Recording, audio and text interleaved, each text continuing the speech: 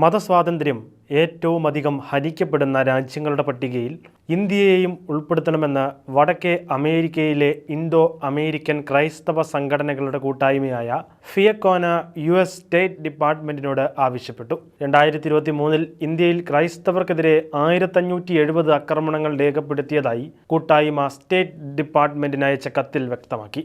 2022 1198 ആക്രമണങ്ങൾ റിപ്പോർട്ട് ചെയ്തിരുന്നു. 3 ആർച്ച് ബിഷപ്പുമാരും 18 ബിഷപ്പുമാരും വ്യത്യസ്ത സഭകളിലെയും റീത്തുകളിലെയും 167 വൈദികരും 40 ക്രൈസ്തവ സംഘടനാ നേതാക്കളുമടക്കം 300-ലധികം നേതാക്കളാണ് കത്തിൽ ഒപ്പുവെച്ചിരിക്കുന്നത്.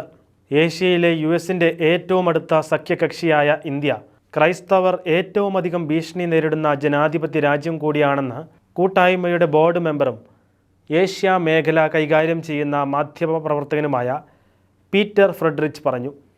ഇതുവരെ ഇന്ത്യയിലെ ക്രൈസ്തവ പീഡനത്തെക്കുറിച്ച് നിശബ്ദമായിരുന്ന US സഭയിലെ നേതാക്കൾ ഇന്ത്യയിലെ പീഡിത ക്രൈസ്തവർക്ക് വേണ്ടി ശബ്ദമുയർത്തുന്നത് ഒരു പുതിയ തുടക്കമാണെന്നും അദ്ദേഹം കൂട്ടിച്ചേർത്തു.